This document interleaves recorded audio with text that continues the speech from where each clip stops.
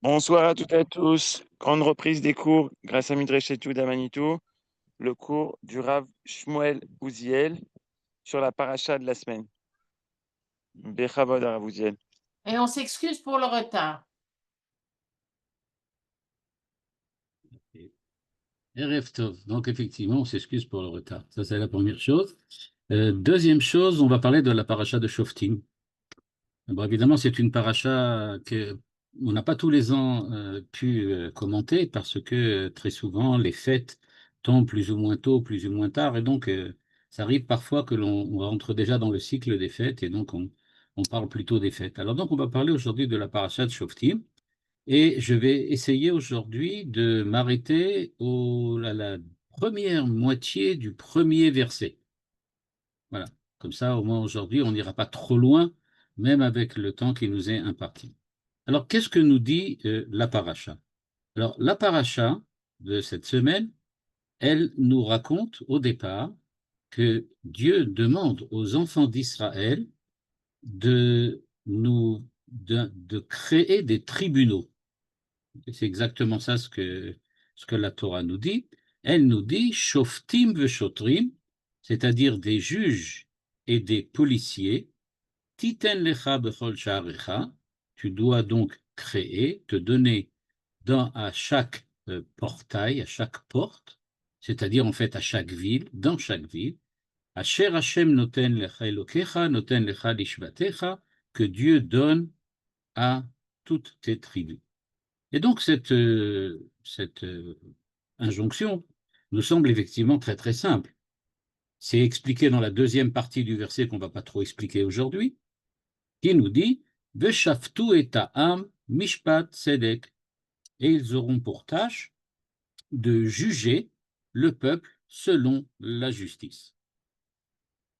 Donc, un verset des plus simples, vraiment un verset des plus simples. Mais ce qu'on va se poser maintenant, la première question qu'on va se poser, et on va voir tout de suite que l'ensemble des commentateurs, et aujourd'hui malheureusement, c'est pas seulement à cause du temps imparti, mais c'est parce qu'il y en a beaucoup trop, tous les commentateurs se demandent ce que veut dire cette phrase. Shoftim veshotrim, des juges et des policiers, titen lecha bechol sha'arecha, tu dois te donner à chaque portail. Alors on va tout de suite donner un commentaire historique. Historiquement parlant, dans la société du temps de la Torah, du temps des Nevi'im et des prophètes, etc., donc dans les périodes anciennes, mais même plus tard, à cette époque-là, le tribunal qui était formé de trois anciens ou plus, qui siégeaient ensemble pour juger les gens et résoudre les affaires courantes, se trouvait à l'entrée de la ville, parce que c'est à l'entrée de la ville aussi qu'on trouvait le marché et le commerce à l'époque. Et donc, c'est à cet endroit-là où les gens se réunissaient, parfois 2 fois par semaine, parfois moins, parfois plus. Et donc, il se trouvait là, donc, les juges, et les juges en question résolvaient tous les problèmes qu'il y avait à l'époque. Donc, a priori, ce que l'on voit écrit ici, Bechol She'arecha, c'est le terme qui vont nous intéresser aujourd'hui, eh bien, ça veut dire ici les portes de la ville, c'est-à-dire l'endroit où généralement siégeait le tribunal. Mais en dehors d'organiser la justice dans la cité, dans la ville, il me semble, et on va voir que tous les commentateurs semblent s'être donné la main pour expliciter cette halakha, cette loi, d'une manière bien différente. Et ce que je veux essayer de montrer aujourd'hui, c'est qu'il y a dans ce petit verset, et d'après les commentateurs, même des commentateurs médiévaux, on va voir qu'il y a quelque chose d'extrêmement moderne. Parce que on va tout de suite replacer ce verset dans le cadre du XXIe siècle qui est le nôtre. En effet, on ne peut pas dire qu'on ne vive pas une époque troublée. On connaît les doutes, on peut dire, de la société en général sur les institutions. La confiance dans la justice est de plus en plus, j'aurais pu dire, érodée. Le fait de la police fait lieu à des débats extrêmement violents.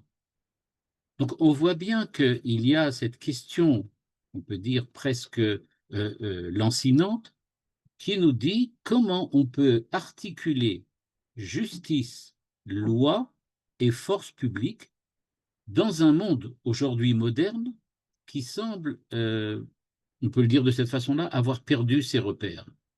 C'est-à-dire, on est dans une situation dans laquelle, précisément, ce verset de la Torah, le premier verset, la première partie du verset, nous dit quelque chose qui nous semble vraiment pas évident.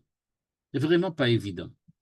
Et le fait qu'il y ait une crise face à la justice, face à la loi et la force publique, c'est pas quelque chose de nouveau. Et déjà au XXe siècle, malheureusement, on n'aura pas le temps de le voir véritablement, des grands penseurs se sont posé le problème de la légitimité et de la création d'une loi et d'une force publique qui soit compatible avec la justice et avec les besoins de la société. On pourrait citer Rosenzweig, Lévinas, Walter Benjamin et d'autres encore, Habermas et d'autres encore. Donc, il faut essayer de comprendre donc qu'est-ce que ça veut dire Shoftim veshotrim titen lecha. Et pour cela, je pense qu'on pourrait essayer de voir comment les commentateurs de la Torah, les Chachamim, explicitent le she'arecha, les portes. Qu'est-ce que veut dire les portes? Parce qu'en fait, dans le verset, ce qui est dit, c'est vous devez déposer, créer, mettre en place la justice et la force publique à la porte, chez Arecha. Eh bien, si on ne rentre pas dans l'explication historique que j'ai donnée tout à l'heure, que c'était là-bas que ça se faisait, et qu'on dit que la Torah, parce que c'est en général ça qu'on dit, que la Torah s'adresse à tous les Juifs, à quelque époque que ce soit, donc aujourd'hui aussi, où les tribunaux ne sont plus à côté de l'entrée de la ville, ça doit avoir un sens, la porte. Et donc, de quelle porte exactement s'agit-il? Vous l'avez ici dans le texte devant vous, donc, et vous voyez dans le texte que le Sefer HaChinuch, qui est un livre anonyme, qui est du Moyen-Âge, qui explicite chaque halacha, chaque mitzvah qu'il y a dans la Torah, nous dit la chose suivante. Ligne 7 devant vous. Bechol she'arecha.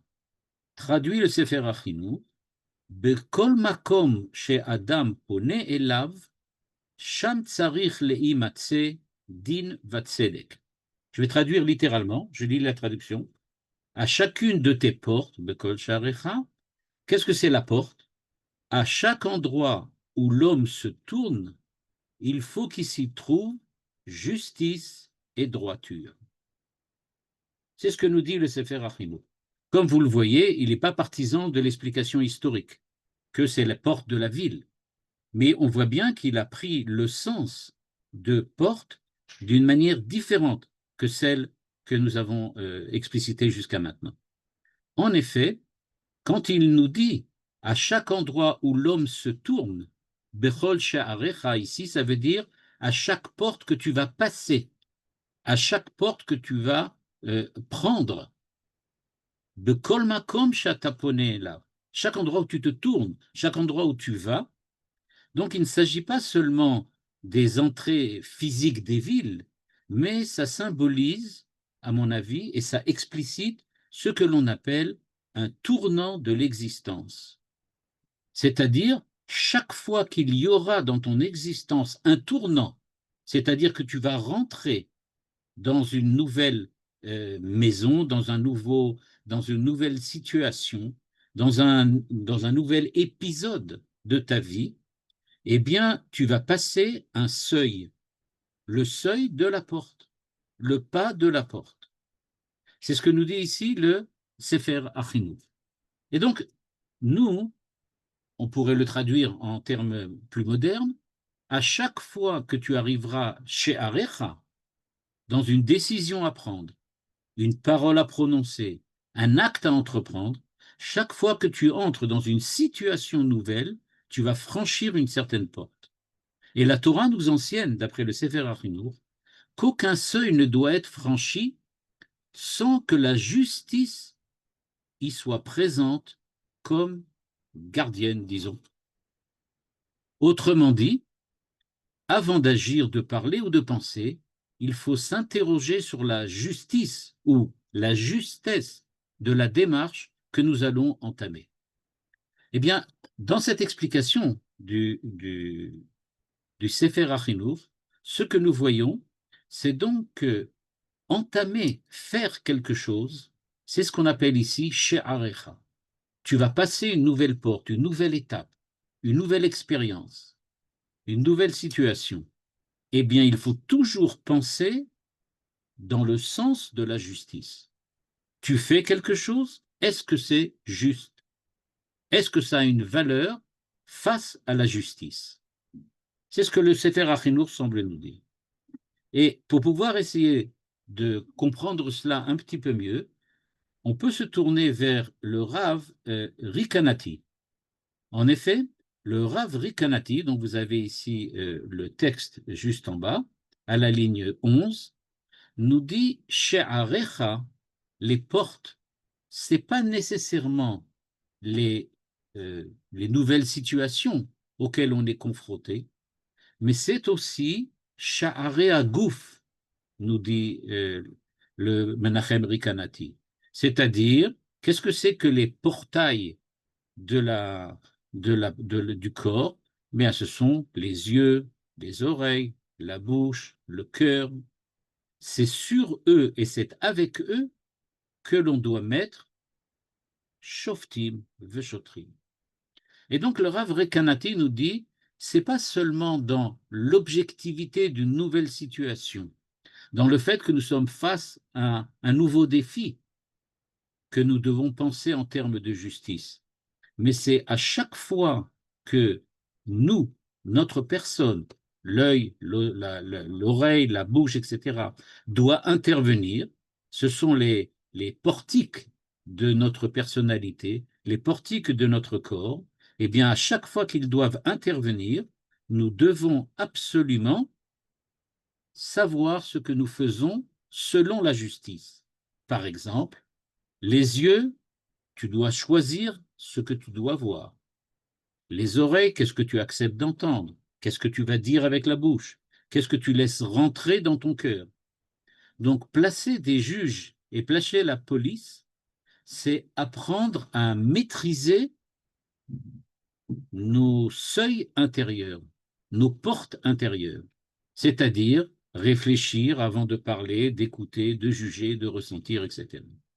Donc les véritables portes, ce n'est pas seulement les entrées des portes comme de la ville, mais ce sont nos yeux, nos oreilles, notre cœur, c'est-à-dire que nous devons mettre un juge devant chaque émotion, chaque élan, et vérifier est-ce que ce que nous avons envie de faire, les intentions que nous avons, est-ce qu'elles sont véritablement des intentions qui sont justes, qui sont selon la justice.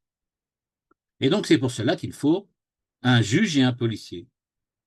Cette idée-là, hein, que les she'arecha dont on parle ici, ce sont en fait les moyens que le corps humain utilise pour être en contact avec l'extérieur, est reprise par le Maharal de Prague, par exemple, et par la Chassidoute, notamment le Rav Nachman de Breslav, qui a écrit une longue Torah à ce sujet. Et le Maharal explique notamment dans le livre Netivot Olam, Netivadin, il nous explique la chose suivante. Pourquoi a-t-on besoin de justice? Pourquoi a-t-on besoin de justice? Parce que, nous dit-il, le principe qui relie le monde de la création, qui est notre monde, et son origine divine, c'est précisément la justice. Parce que lorsqu'un homme ou un individu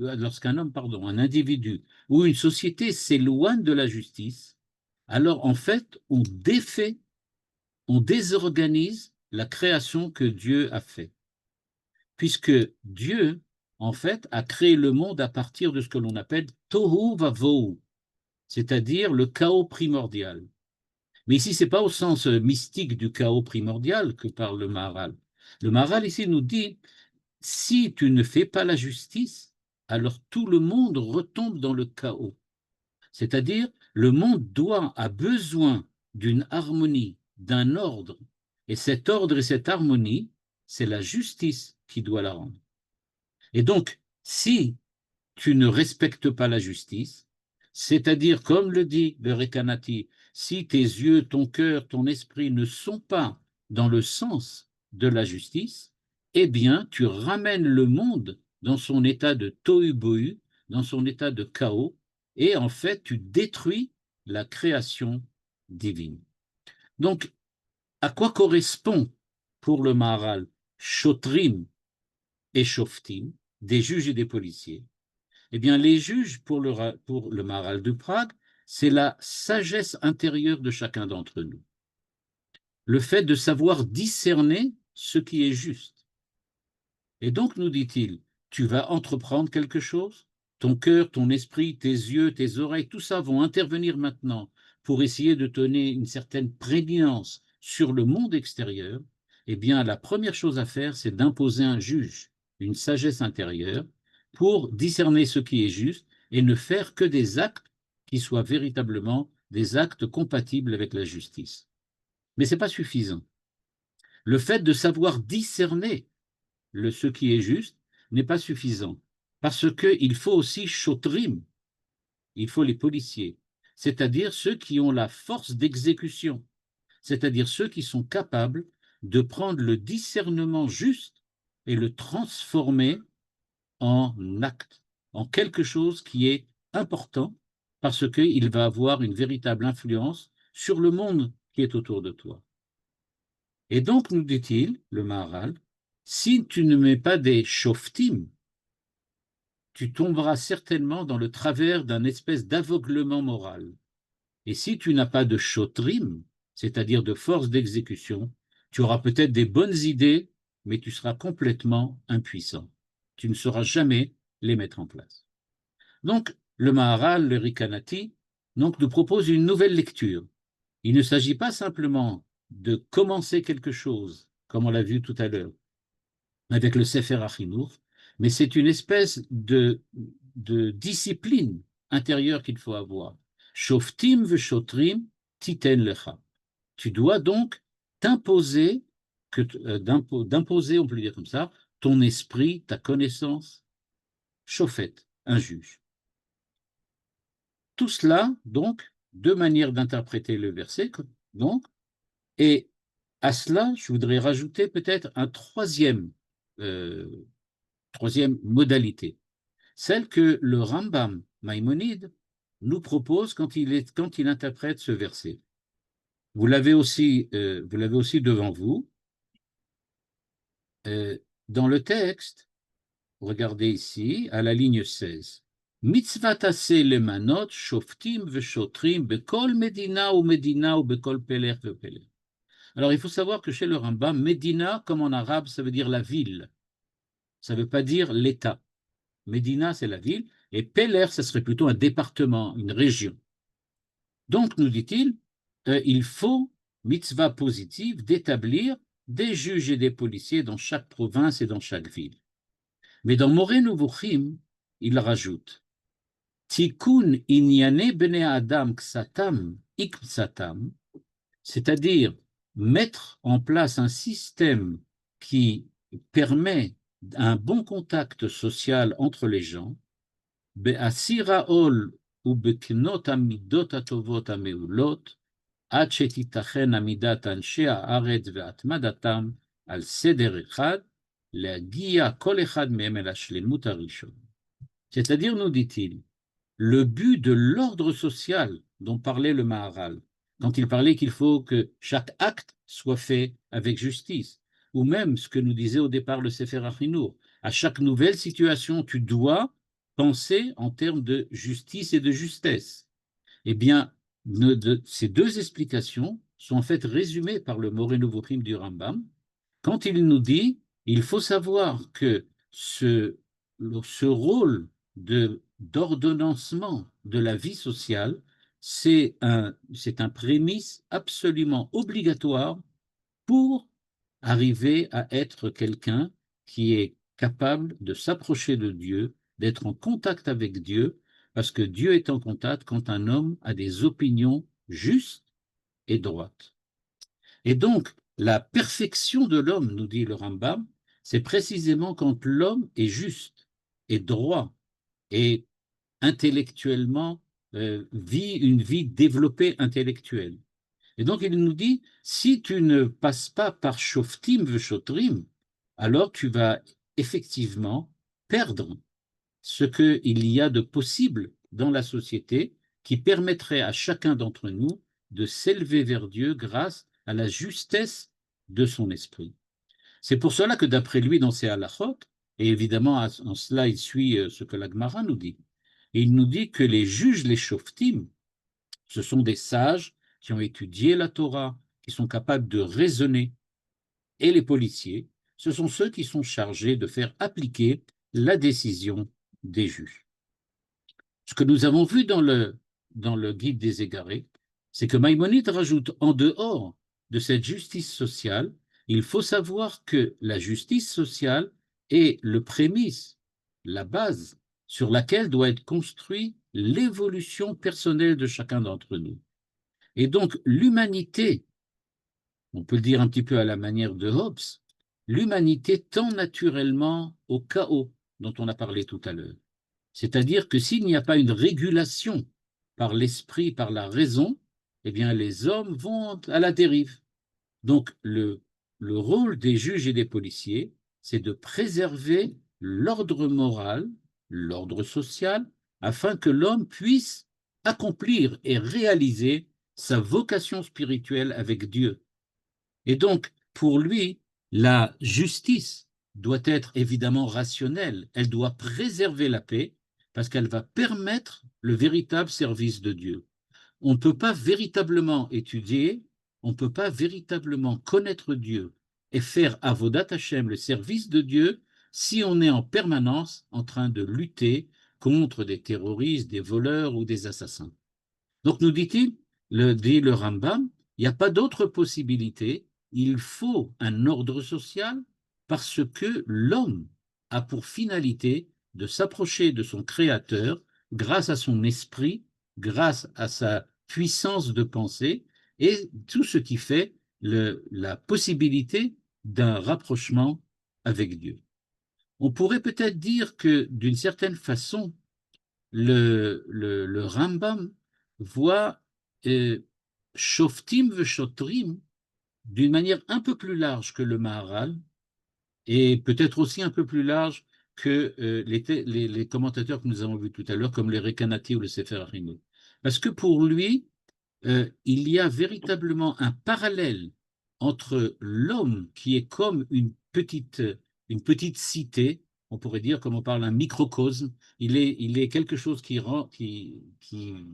résume l'ensemble de l'univers. Et donc, si l'homme est en lui-même bien ordonné, grâce à une société bien ordonnée, alors il pourra enfin atteindre le but que Dieu a donné à l'homme dans la Torah, se rapprocher de lui et le connaître. Donc pour le Rambam, on voit que ça dépasse Shoftim Veshotrim Titen Lecha. Le fait de donner un bon conseil, on pourrait dire, c'est celui d'être juste avant d'agir. Ou bien, comme le disait tout à l'heure le Sefer Achinu, à chaque nouvel acte que tu vas entreprendre, de savoir ce que tu fais exactement. Donc ça dépasse un peu ça, et ça va déjà au-delà de simplement, j'aurais pu dire, l'efficacité du comportement humain, mais il s'agit véritablement de permettre à l'homme de se rapprocher de Dieu, c'est-à-dire d'être quelqu'un qui connaît Dieu. Je voudrais vous montrer maintenant quelque chose d'absolument étonnant. C'est quelque chose que peut-être un commentateur qu'on ne connaît pas très bien, enfin, on ne connaît pas très bien, oui, on le connaît, mais on ne fait pas toujours attention à sa modernité, je pourrais dire que de cette manière-là. C'est le texte que vous allez voir maintenant, c'est une seule phrase, mais vous allez voir qu'elle vaut son pesant d'or. Il s'agit de la phrase de Sforno sur ce verset. Le verset le commentaire de Sforno est le suivant. Raoui shekol sha'ar yukar b'mishpat tzedek ki zohi tachlit hayishuv. Je vais traduire. Vous avez la traduction devant vous. Chaque porte, kol sha'ar, doit être reconnue par la justice, car c'est la finalité même de l'existence humaine. nous dit le Sforno, et j'aurais pu dire de manière complètement différente de tous les commentateurs qu'on a vus jusqu'à présent, ce n'est pas la justice qui est au service de l'homme, c'est l'homme qui est au service de la justice. Parce que la finalité même de l'existence humaine, c'est la justice. Et donc c'est pour ça qu'à chaque porte, on doit reconnaître la justice et on doit être reconnu par la justice. Parce que, en fait, ce que doit faire l'homme, pour le moment je le dis de cette manière-là, c'est de créer un monde de justice. C'est-à-dire que dans son explication, comme on le voit, Sforno, on peut dire, inverse pratiquement tout. Il ne dit pas que la justice, c'est important. Pourquoi? Parce que sans justice, tu ne peux pas avoir le repos de l'âme, le repos de l'esprit qui te permet d'être parfait, comme dit Rambam. Ou bien il te dira, c'est pas important la justice, parce que grâce à la justice, on va pouvoir faire des choses qui sont correctes et qui permettent au monde de se maintenir dans son être. Il ne dit pas non plus que la justice, c'est nécessaire. Il dit, c'est la finalité de notre existence, à la fois individuelle et collective. Donc, nous n'existons pas pour beaucoup de choses, et parmi lesquelles on trouvera évidemment la justice, qui a certainement une place très honorable. Non, non, non. On existe pour la justice, pas pour autre chose. Et donc, pour lui, Shoftim veshotrim titen lecha. Pourquoi? Parce que ils vont tout et à mishpat sedek. Je veux, dit Dieu, mishpat sedek. Je veux une justice parfaite. C'est pour cela que je vais vous demander de créer des tribunaux.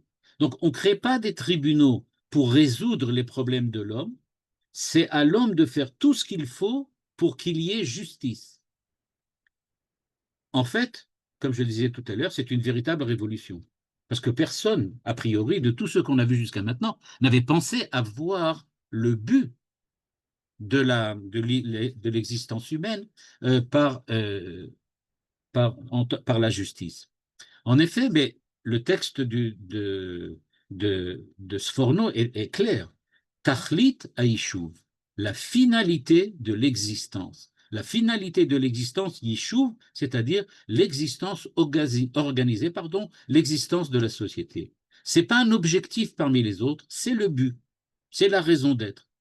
Et donc, il ne s'agit pas simplement de créer une ville, de coloniser, comme on dit aujourd'hui, mais ça veut dire l'existence humaine en tant que telle. Parce que l'existence humaine, c'est une organisation qui permet à l'homme d'être pleinement humain, de se civiliser.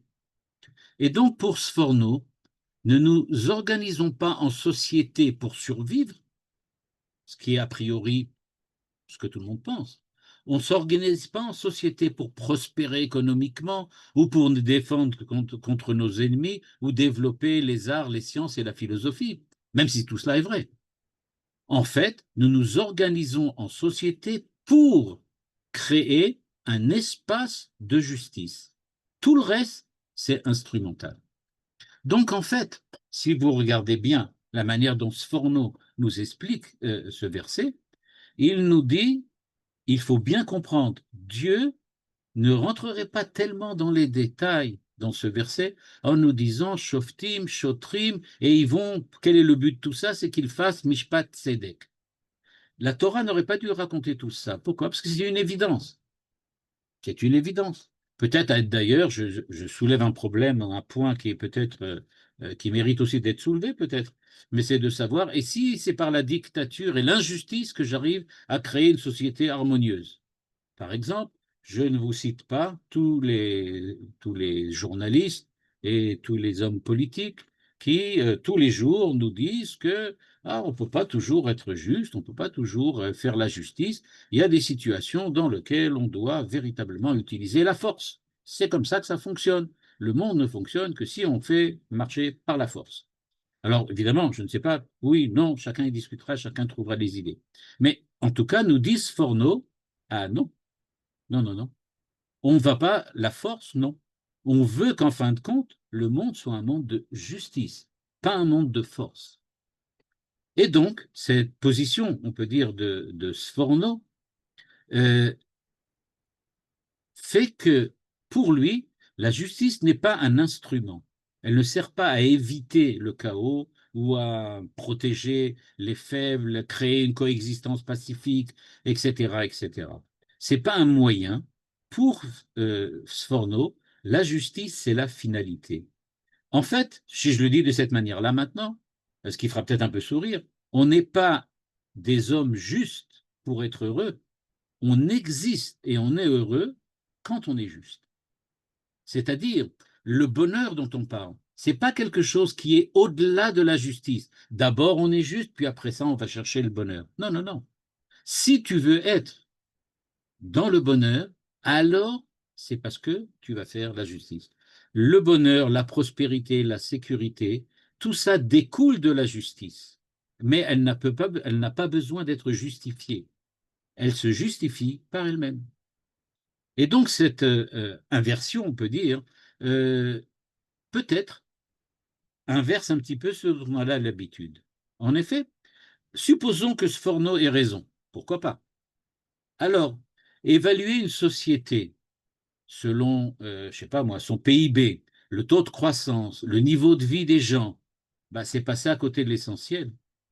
Ce que dirait Sforno, c'est de dire, tu veux savoir quelle valeur a ta société, regarde, est-ce qu'elle est juste? Est-ce que c'est une société qui réalise la justice? Et si la finalité de l'homme, c'est la justice, c'est-à-dire en fait que l'homme n'est pas un animal social, comme le disait Aristote, mais l'homme est un animal éthique. Nous rappelle beaucoup plus Lévinas. Et donc, nous dit-il, la nature profonde de l'homme ne se réalise pas dans la satisfaction des besoins, même les plus nobles, mais dans l'accomplissement de l'exigence de la justice. L'homme de Sforno est véritablement humain. L'humanité de l'homme, c'est se conformer à la normativité supérieure qui le transcende. Phrase un peu compliquée, je vais l'expliquer. Normativité supérieure, c'est la loi, supérieure parce qu'elle vient de Dieu et qu'elle est au-dessus de l'homme. Elle demande à l'homme d'y adhérer. C'est pas elle qui vient chez l'homme, mais c'est l'homme qui doit y adhérer. Et c'est elle qui lui donne sens à l'homme. Donc, si on essaye de comprendre un petit peu ce que dit ici le Sforno, Sforno nous dit il y a une nouvelle hiérarchie dans les valeurs. En fait, il y a énormément de dimensions dans l'existence humaine, énormément de valeurs. Manitou parlait sans arrêt de l'unité des valeurs, l'unité des valeurs. Sforno vient nous dire, l'unité des valeurs, elle est dans la justice. C'est là que tu la trouves. Créer la justice, c'est ou accompagner la réalisation de la justice, par exemple, ou servir la justice, comme on veut le dire. C'est cela qui fait l'importance d'une valeur. Ce qui ne veut pas dire que l'utilisation de la force est nécessairement négative.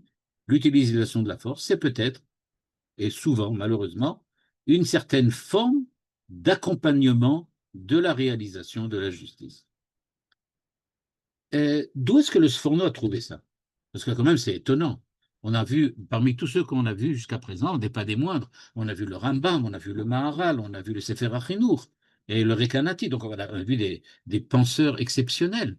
Pourquoi personne n'a-t-il pas pensé à cela? D'où est-il parti? Eh bien, je crois, et là, évidemment, c'est quelque chose qui n'est pas écrit directement chez le Sforno, et on va devoir peut-être un petit peu le réinventer. La Torah nous dit Tzedek, Tzedek, Tirdof, dans le Sefer Devarim, Tetzain Kaf, 16-20. On nous dit tu devras poursuivre la justice. Tzedek, Tzedek, Tirdof. C'est-à-dire, nous dit la Torah, la justice, c'est l'attribut, on aurait pu dire, primordial de Dieu, celui qui résume tous les autres. Tzedek, Tzedek, Tirdof. Pourquoi? Parce que l'homme a été créé à l'image de Dieu, Betselem Elohim, et que Dieu, par hypothèse, j'aurais pu dire, par définition, c'est le Dieu de justice. Il est Dieu de justice, c'est-à-dire qu'il donne ce qui revient à tous selon la manière dont ils ont agi, afin que lui revienne ce qui lui revient. Et donc, nous dit-il, comment je peux actualiser le Tselem Elohim? Comment je peux ressembler à Dieu? Alors on dit Maou rachum afatarachum, Maou chanun afatarchanun. Comme il est bon, tu dois être bon. Comme il est miséricordieux, tu dois être miséricordieux. Mais tout ça, globalement, ça se résume à quoi? Eh bien, actualiser la ressemblance de l'homme avec la ressemblance de Dieu, c'est être juste, être dans la justice. Et donc, la justice de Sforno devient véritablement la densité d'être de l'homme. L'homme est mesuré, pesé par la justice. C'est cela qui fait que l'homme est un homme, parce que c'est en cela que l'homme ressemble véritablement à Dieu. C'est plus du tout une règle sociale, c'est pas du tout non plus la protection ultime. C'est l'expression même de l'humanité de l'homme. L'humanité de l'homme se traduit dans la justice. Et donc, d'après lui, par l'instauration de la justice, chaque acte juste de chaque homme, chaque institution juste, chaque relation interhumaine juste, contribue à rapprocher le monde de sa perfection. Et donc, pour lui, le tikkun haolam des kabbalistes, ou le tikkun haolam, dont on parle comme la perfection vers laquelle le monde se développe pour arriver au temps messianique, ça se passera par la justice et donc par l'éthique et la morale. Et donc par l'éthique et la morale, puisque la justice, évidemment, donne, on peut dire, la préséance à la morale et à l'éthique.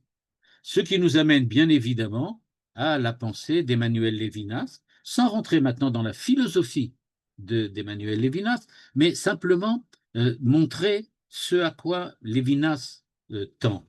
En effet, chez Lévinas aussi, l'éthique précède l'existence. L'ontologie. Ce n'est pas exactement la même chose, mais ici, je préfère utiliser le thème existence. L'éthique précède l'existence, c'est-à-dire, avant d'être quelqu'un qui est dans le monde, quelqu'un doit être d'abord pour l'autre. Tu es d'abord pour l'autre. Ta subjectivité, dirait Lévinas, se constitue grâce à la responsabilité pour autrui. Et Lévinas aussi ne dit pas que l'éthique vient servir l'homme, mais au contraire, l'éthique est première et originaire, et elle est la constituante primordiale de l'homme en tant qu'homme. Évidemment, Sforno n'était pas lévinassien et Lévinas n'était pas spécialement attiré par Sforno. Mais on retrouve quelque chose comme ça d'assez, d'un rapprochement, on peut dire, entre les deux pensées. Quand même, comme vous le savez, on ne peut pas véritablement utiliser, je vais dire de cette manière-là, cette vision du Sforno sans se poser certaines questions. Je suppose que vous les posez tous actuellement. Si vraiment la justice, je vais commencer par la première, qui est évidente. Si vraiment la finalité de l'existence humaine, c'est la justice, alors qu'est-ce que devient le chesed? Qu'est-ce que devient le din? Qu'est-ce que devient les autres vertus? Et alors, elles ne sont pas importantes? Et est-ce qu'on peut véritablement, on peut se dire, c'est important de développer les arts, de cultiver l'amitié, de faire des choses qui sont bonnes et des choses qui sont droites, sans leur amener tout de suite à la justice? C'est-à-dire, est-ce que les autres vertus ont-elles une valeur? Et si elles ont une valeur, est-ce qu'elles doivent être nécessairement rattachées à la justice? En fait, il me semble que Sforno maintient une certaine hiérarchie. La justice, c'est ça qui est au-dessus des autres. Alors c'est vrai que ça peut être un petit peu radical, mais peut-être Sforno avait-il déjà l'impression que nous avons, c'est que dans le monde dans lequel nous vivons, il manque sincèrement et beaucoup de justice. Et donc c'est pour ça qu'il insiste beaucoup dessus. Deuxièmement, est-ce que vraiment, si je sors maintenant, ou vous allez sortir de ce cours, et vous allez aller maintenant voir vos voisins, etc., et dire, vous savez, maintenant, tout ce qu'on fait, ça doit être justice. Voilà. C'est ça, le Sforno l'a écrit. Ah, donc c'est sûrement vrai. Et donc, mais c'est vrai, puisqu'il l'a écrit. Et donc, si c'est comme ça, qu'est-ce qu'on fait de toutes les conceptions différentes qui, elles, sont peut-être même incompatibles avec la justice de Sforno? Alors, qu'est-ce qu'on fait? Tout ça, on met à la poubelle, il n'y a plus rien. Ça n'a plus aucune valeur. Ben, il n'y a que la justice qui compte. En fait, là aussi, je crois que ce que veut nous dire Sforno, c'est que dans nos sociétés qui sont véritablement obsédées par l'économie, la consommation, la compétition, la performance, etc., c'est une espèce de contestataire, Sforno. C'est comme ça qu'on pourrait le présenter. Il dit que tout ça, c'est pas mauvais, c'est pas mal. La croissance économique, c'est bien, la consommation, ça aide. Mais ce n'est pas ça qui peut être le sens ultime de la vie humaine. Et si Sforno a raison, alors en fait, il faut penser qu'une société peut être riche et injuste, et d'une certaine façon, nous dit Sforno, elle échoue complètement, même si elle donne aux gens et aux hommes une société qui leur donne des possibilités agrandies grâce à l'économie. D'un point de vue, j'aurais pu dire, pour résumer un petit peu ça, je dirais donc que c'est vrai que la vision de Sforno, que la justice, c'est la finalité de l'homme, bon, c'est un petit peu excessif, on reconnaît, on va dire que c'est vrai. Mais en fin de compte, chez nous, il en manque tellement de la justice que bon, on peut se permettre une petite piqûre de Sforno de temps en temps, dans lequel on va dire, allez, on va faire un petit peu plus de justice aujourd'hui, parce que vraiment, avec les inégalités, la violence, c'est pas mal de temps en temps de se rappeler que la justice, c'est vraiment une valeur profonde. Et même si ça ne sera pas du jour au lendemain, on peut espérer que grâce à Sforno, on pourra donner un certain sens à notre existence et une certaine grandeur humaine qui nous manque de manière plutôt tragique. Si l'on cherche encore peut-être un autre pas après Sforno, parce qu'on est déjà arrivé là très haut, puisqu'on est arrivé à la justice, la finalité de l'homme, la finalité du monde, alors on pourra regarder le Rav Kook. Chez le Rav Kook, vous avez le texte devant vous, il nous dit cette phrase elliptique. Kol petach chadash b'chaim, chaque ouverture nouvelle. Vous savez, je n'ai pas traduit porte. Pétard, c'est la porte. Mais je n'ai pas traduit porte. J'ai dit ouverture. Parce que pétard vient du mot poter qui veut dire ouvrir. Donc, comme vous le savez, porter, ça veut dire fermer. La porte, c'est ce qui ferme. Là, on parle de pétard, c'est-à-dire ce qui ouvre. Donc, c'est plus simple de traduire, à mon avis, ouverture. Chaque ouverture nouvelle, b'chaim, dans la vie, Sarir chez Yichatem doit être scellé, signé, avec estampillé, on dirait, voilà, avec la lumière de la justice. C'est ce que dit le Rav Kook dans Orot HaKodesh. Que veut dire le Rav Kook? En fait, nous dit le Rav Kook, Petach, une porte, donc, une ouverture, ce n'est pas Sha'ar, Bekol She'arecha. On a vu dans le verset, on parle de She'arecha. En fait, ce n'est pas exactement la même chose. Sha'ar, ça désigne une porte qui peut s'ouvrir ou se fermer. Ici, on parle de pétard, c'est une ouverture, toujours. Ça reste une ouverture. On ne parle pas de la porte, c'est-à-dire du meuble en bois qui est là pour obturer ou ouvrir l'ouverture. Et surtout, Sha'ar, ça désigne une porte, c'est-à-dire le meuble qui ferme, mais ça désigne quelque chose qui est établi, institutionnalisé, permanent. C'est-à-dire, quand on parle de l'ouverture, on parle de quelque chose de dynamique, de créatif, de personnel, d'existentiel. Une ouverture, c'est quelque chose qui, dans notre vie, signifie quelque chose qui est donc une nouvelle possibilité, un nouvel enclenchement d'une situation qui va apporter une ouverture, c'est-à-dire quelque chose qui nous fera sortir de là où nous sommes jusqu'à présent. Donc cette dynamique et cette création va pouvoir donc nous être totalement, on peut dire comme ça, totalement représentée par Pétard et non par Sha'ar. Sha'ar, quand on veut parler de la porte, vraiment, c'est quelque chose qui est déjà établi, qui est donc fixe, dans lequel on ne va pas véritablement chercher l'ouverture. Mais le Rav Kook rajoute encore autre chose. Il dit Kol Petach Chadash. Non seulement c'est une ouverture, mais c'est une ouverture Chadash, nouvelle, quelque chose de plus. Chaque moment de notre existence, on peut dire, inaugure quelque chose de neuf, et c'est ça ce qu'il appelle la porte, l'ouverture. Eh bien, j'aurais pu dire, cette nouveauté, l'introduction de la nouveauté, nous dit le Rav Kook, il faut la sceller, l'estampiller, lui mettre un cachet, marqué d'un sceau. Eh bien, tout ça dit que ça veut dire pour lui, il faut qu'elle soit authentifiée. Comme une signature, c'est authentifié. Ça doit être la consécration de ton acte. L'acte ordinaire devient un acte signé. J'aurais pu le dire d'une manière un peu différente. Il faut transformer un acte ordinaire en un acte sacré, Kodesh. C'est ça la pensée du Rav Kook. Tu vas devoir lui donner une consécration grâce à la signature. Tu vas lui donner une dimension spirituelle absolument différente, et donc tu dois le concrétiser. Et évidemment, si tu signes quelque chose, comme dans l'expression « je persiste et signe », ça veut dire que tu assumes la responsabilité de ce que tu fais.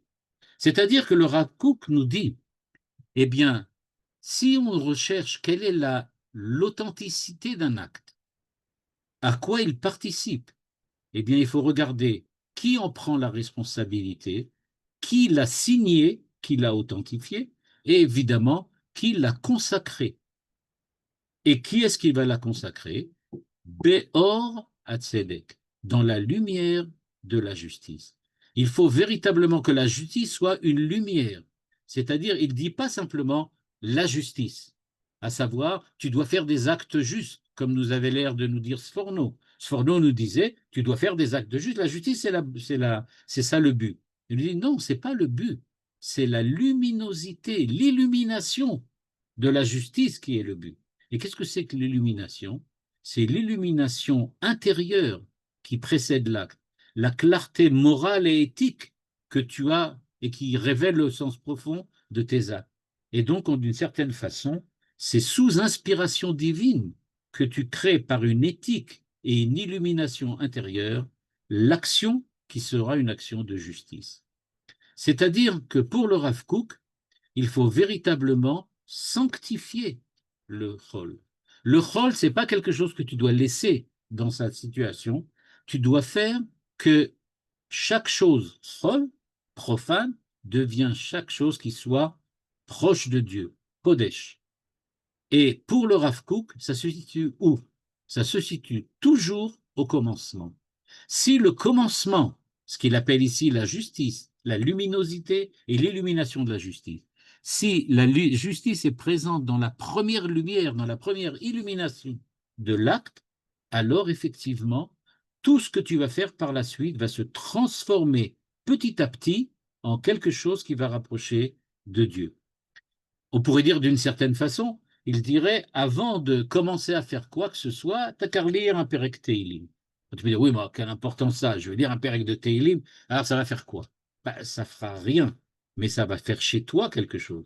C'est que maintenant, tu vas rentrer dans cet état d'esprit que ce que tu vas faire, et peu importe ce que tu vas faire, évidemment, ça va être quelque chose de positif, donc ce que tu vas faire va devoir prendre cette dimension de Kodesh, c'est-à-dire être selon la justice.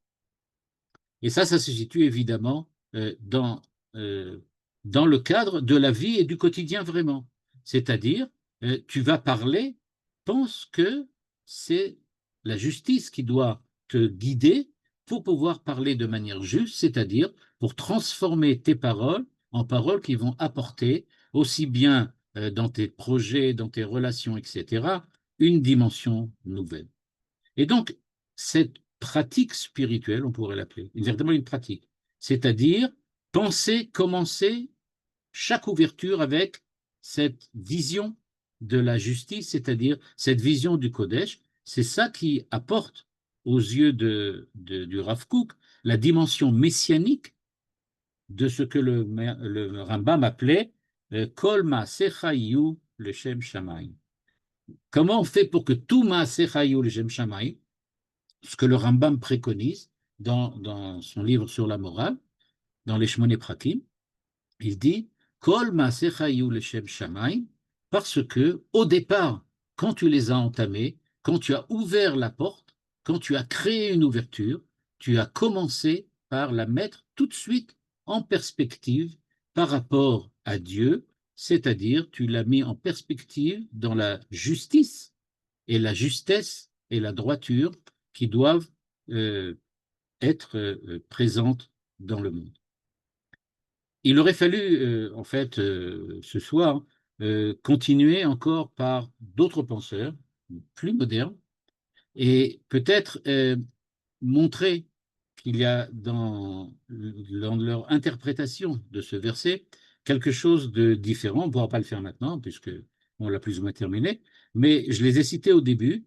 On retrouve chez Franz Rosenzweig, on retrouve chez Emmanuel Levinas, on en a un petit peu parlé, on retrouve chez Jürgen Habermas, on retourne chez Walter Benjamin, beaucoup de possibilités qui nous permettent de penser que la justice, la loi et je veux dire, et la force de la loi, c'est-à-dire la mise en place de la loi par la police, on retrouve des dimensions qui dépassent très largement simplement la socialité de l'homme pour permettre en fait d'arriver à la véritable essentialité de l'homme, un peu comme le dit le Sforno, la justice, et peut-être en ouvrant cela encore plus loin, ce qui provoque la sanctification du monde et de l'existence de l'homme selon le Rav Kook.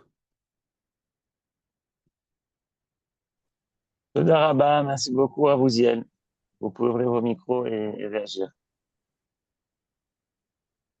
Koyach, Toda Rabba. Bevakasha. Shabbat shalom. Shabbat shalom. Je voudrais, si on parle de la justice, et si la justice est tellement importante, déjà ce mot, il est tellement important, et c'est ce que vous nous avez montré. Alors, je voudrais savoir pourquoi on nous dit en plus dans la Torah de rechercher Atov Yachar, le bien et la droiture. Je ne sais pas comment le traduire bien. Oui. Pourquoi il faut ça en plus? Ben, on pourrait dire que, comme j'ai essayé de dire tout à l'heure quand j'ai fait pas une critique, mais j'ai essayé de comprendre ce que disait le Sforno, c'est-à-dire que si tu dis qu'il n'y a que la justice qui est importante, alors qu'est-ce qu'on fait avec toutes les autres valeurs qui ont aussi qui ont une valeur en fait? Ce sont des valeurs, des vertus.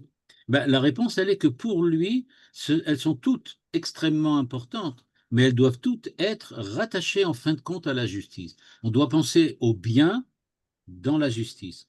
Parce que je crois que c'était Jules Romain qui disait la chose suivante, qui disait qu'on est d'autant plus heureux que les autres ne le sont pas. C'est-à-dire quand on est heureux, c'est parce qu'on voit que les autres ne le sont pas, alors ça nous renforce. On dit on est vraiment content d'être heureux, on est vraiment encore plus heureux quand on ne voit pas ça. Non, mais attendez, excusez-moi. Et donc, je voulais juste dire, et donc, ça veut dire que on peut quelquefois arriver à une certaine forme de perfection, mais en ayant autour de soi des gens qui sont bien loin d'y arriver. Alors là, le Sforno nous dit, tu es bon, c'est bien, mais est-ce que celui d'à côté de toi, celui qui est à côté de toi, il bénéficie aussi de ta bonté? Est-ce que lui aussi, il peut arriver à être dans ce monde-là et vivre véritablement pleinement dans ce monde-là? Si toi, tu ne penses pas à lui, si tu ne penses pas à la justice. Non, je voulais juste dire que quelquefois on interprète le Tov et Yachar comme les Fnim Meshurat Adin. Ah, les fnim meshurat hadin. Ben, les fnim meshurat hadin, c'est essayer de faire dépasser la justice, j'ai envie de dire formelle, par une justice vécue intérieure, celle dont parle le Sforno. Le Sforno dit bien, tu dois, de kol sha'arecha, dès que tu vis, tu dois le faire. On peut à ce moment-là se rappeler ce qu'on a vu sur les autres commentateurs qui disent qu'est-ce que c'est sha'arecha, les yeux, la bouche, le nez, etc. Donc c'est toi qui dois vivre cette justice et pas simplement l'appliquer dans le code. C'est pas le code de la justice. Ça ne veut pas dire qu'il faut, je ne sais pas moi, qu'il y ait beaucoup de juges ou qui nous mettent comment ils appellent ça, des yoetz mishpati, des machins comme ça. C'est pas nécessairement ça. Oui, alors jusqu'à présent, euh, si on mettait une hiérarchie, on disait qu'avant la justice, il y avait la morale, puisque une justice sans morale, enfin toute la discussion sur morale et justice, et donc normalement, voilà, si on applique la justice juste, finalement, on peut finalement ne pas être juste, quoi. Si on ne fait qu'appliquer, j'allais dire, Oui, voilà, tout la à loi. fait, tout à fait. Manitou a des très, très, très bons cours, très souvent sur ce thème-là, dans lequel il parle, il dit que la loi, c'est pas la justice. Le tzedek, c'est pas nécessairement la loi. C'est pas l'application de la loi, c'est-à-dire de vérifier la conformité des actes par rapport à un certain code, mais la justice, c'est un vécu intérieur. C'est C'est une ça, manière d'être dans lequel on regarde le troisième homme, ce qui n'est pas sans rappeler, là encore une fois, Lévinas aussi. c'est ça.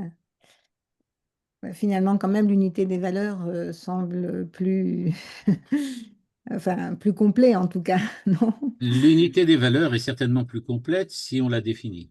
Oui, bien sûr, oui. Parce que quand Et- on dit l'unité des valeurs chez Manitou, il parle surtout des valeurs, mais pas de l'unité.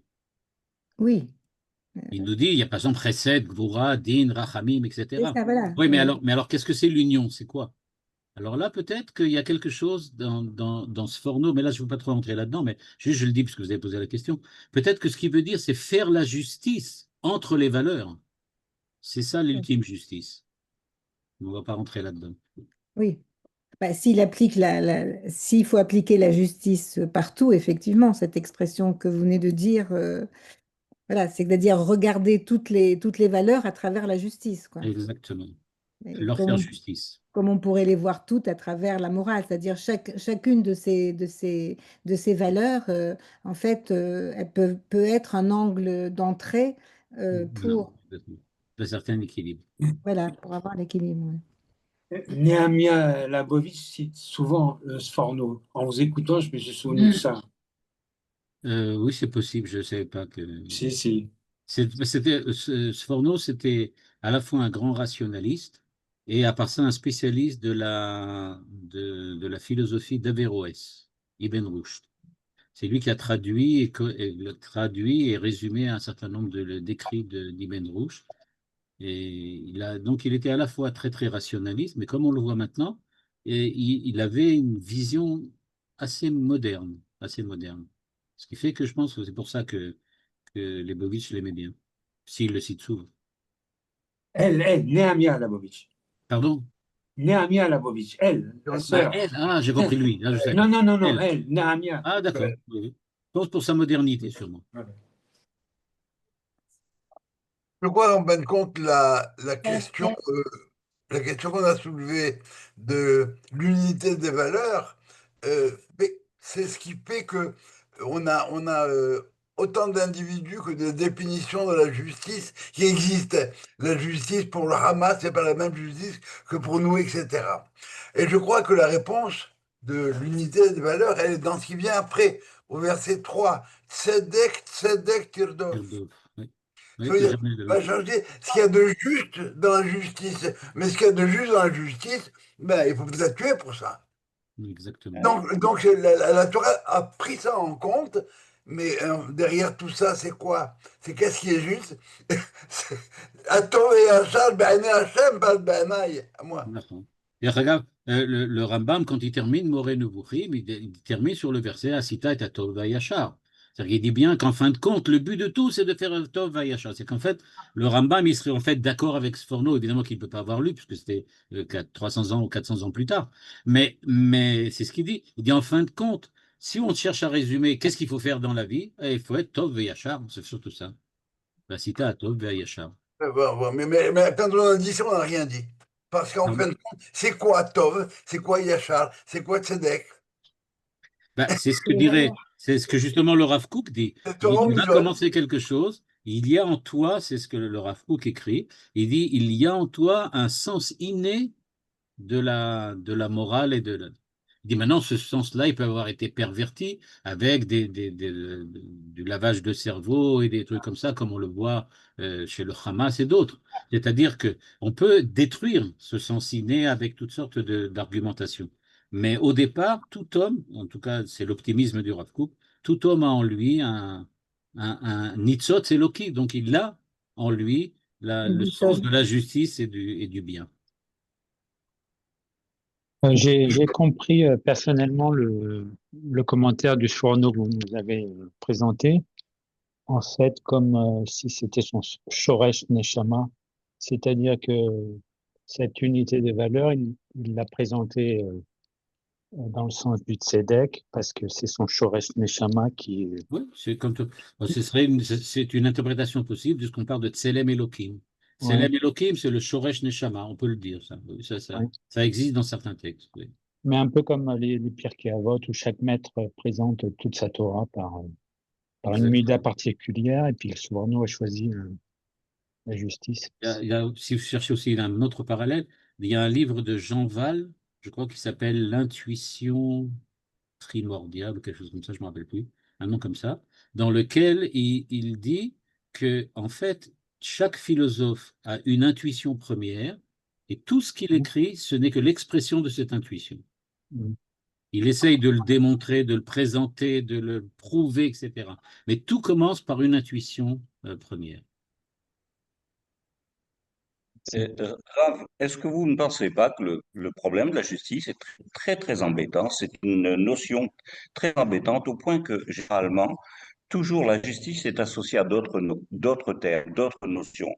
Par exemple, quand on dit tzedek veshalom nashaku, quand on associe le chesed au tzedek ve'odin, la justice est très, très inquiétante. Eh bien, c'est vrai qu'elle est inquiétante parce que c'est justement le terme de l'unité chez l'unité des valeurs de Manitou. C'est-à-dire, c'est précisément parce qu'on ne peut pas le définir, parce que sa valeur, c'est d'arriver à faire l'unité, c'est-à-dire à prendre tout en compte et faire pas une synthèse, c'est pas non plus le mot, mais à faire l'unification de toutes les valeurs. Et donc, c'est vrai qu'il y a cet aspect-là qui est indubitable.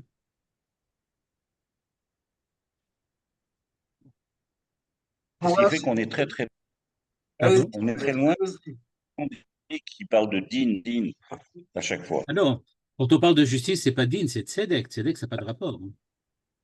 C'est mishpat. Mishpat, ça veut dire juger, c'est-à-dire donner ce qui est à ce qui est. C'est-à-dire retrouver le véritable sens de la réalité, le véritable sens des valeurs. C'est ça ce que ça veut dire. Ça ne veut pas dire din, c'est-à-dire l'application de la loi. Dans tzedek, il y a aussi tzedaka. Oui, mais ça c'est pas vraiment pareil non plus, mais c'est important.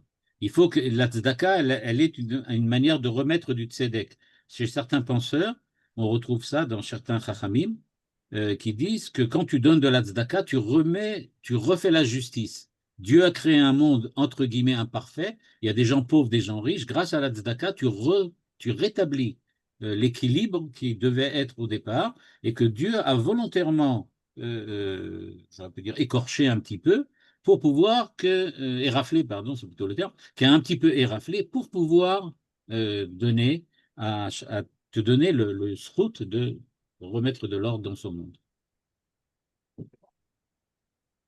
Merci beaucoup. Shabbat shalom. Shabbat shalom.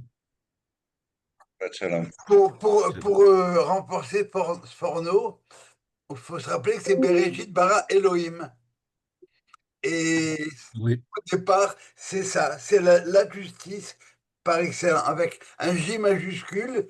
Qu'est-ce que ça veut dire? C'est autre chose. Comment? Autre chose. Mais c'est ça l'idée. Oui, c'est pour ça que la Torah, les Chachamim continuent en disant Ratza livro taolam bemidat adin, ra'a sheino mitkayem, shiteflo. C'est intéressant. Shiteflo midat arachamim. Il ne dit pas il l'a remplacé par midat arachamim, mais il l'a raccroché avec de la midat arachamim. Il l'a associé à midat arachamim. C'est-à-dire qu'il a fait une unité. Il a fait quelque chose. C'était plus du din, mais c'était pas non plus rachamim. Oui, mais le vrai chesed, c'est din en même temps. Si je veux vraiment être heureux, avoir du chesed pour mon fils, je vais être dur avec lui. Ouais, c'est vrai, c'est vrai. C'est lié à l'autre problème très célèbre, c'est de savoir est-ce que la halakha elle est comme Beth Hillel ou Beth Shammai. Et on nous dit qu'au temps messianique, elle sera comme Beth Shammai qui est midat adin. Alors, on dit, mais pourquoi? Parce qu'à ce moment-là, la justice sera nécessairement appliquée. Merci beaucoup. Bevakasha. תודה רבה. Voilà. כל טוב, כל טוב.